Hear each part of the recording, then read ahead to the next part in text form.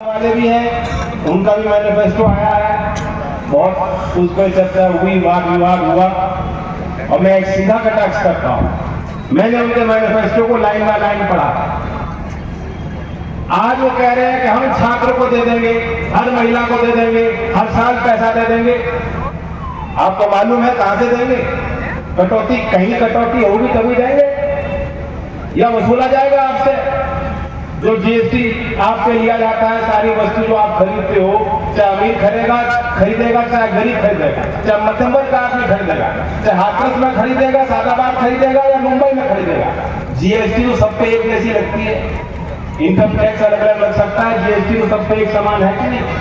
तो या तो वहां से वसूली बढ़ेगी या कटौती होगी। कटौती कहां होगी?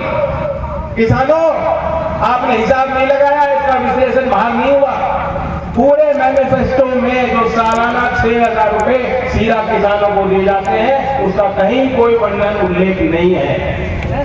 वरना लोकदल भी विपक्ष में था, हम चुनाव लड़ रहे थे, हमने कहा 6,000 कम है, पर्याप्त नहीं है, लागत कई गुना बढ़ गई, किसानों के खर्चे बढ़ रहे हैं, ये निधि बढ़ाई जानी चाहिए। कहा था कि नहीं कहा?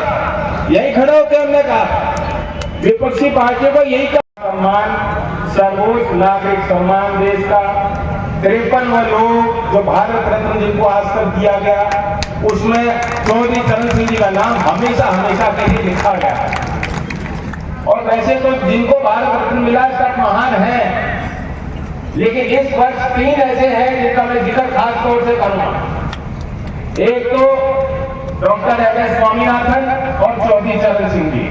चौधरी साहब ने राजनीतिक और सामाजिक नीति और अर्थनीति में देश के लिए एक रास्ता दिखाया, किसान कमेरे वर्ग को संगठित किया।